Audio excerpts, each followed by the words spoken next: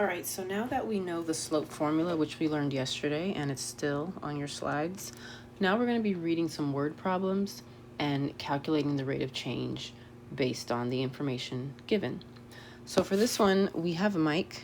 He's earning money by mowing lawns. Now it says here he started out with some money already in his account.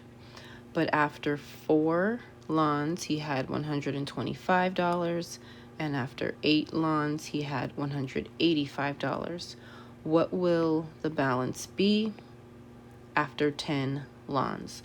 So first we need to label our table with our independent and dependent variable. So it looks like we have money and lawns. Which one is he in control of? The number of lawns he mows. So that is our X. And then the balance in his account would be our Y. And we don't have the equation, so this part won't have anything in it for right now. So in terms of number of lawns, we have 4 lawns and 8 lawns. And then they're asking us about 10. So after 4 lawns, his balance is 125. And after 8 lawns, his balance is 185.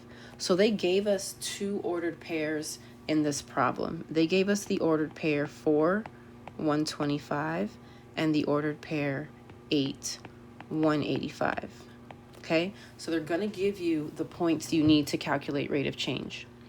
And so this right now is unknown. We don't know how much is going to be in his account. So let's see if we can find the rate of change. So this is X1, and this is Y1. This is X2, and this is Y2. So if I plug it into my formula, I get, remember, Y's on top, 185 minus 125, and then 8 minus 4. So this is 60 over 4, which is $15 for 1 lawn. So he makes $15 every time he mows a lawn. So from 8 to 10, that's 2 more lawns that he's going to mow. So that will be $30. So to figure out his balance, I would add 30 to the 185 that he had, which is $215.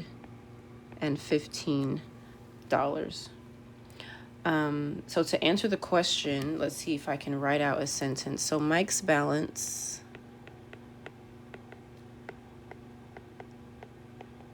would be $210 after mowing 10 lawns. Now, the challenge question I want to ask you is how much money did he already have in his account? So he started with some money, right? So after 4 lawns, it was 125. So I want to subtract the 4 lawns, and then that will tell me how much money he started with. So if 1 lawn is $15, that means 4 lawns is 60, right? So I'm going to subtract 60 from the 125 to see that he started with $65 in his account before he even started mowing lawns. That's why it starts off with the super high number, and then it's only jumping by 30, right? It's not jumping by 125. It's jumping by $30 because he had some money to begin with. So that's just kind of a challenge to push yourself to think about what really is being shown in this table. They didn't tell you what he started with, but you can figure it out based on the information that they give you.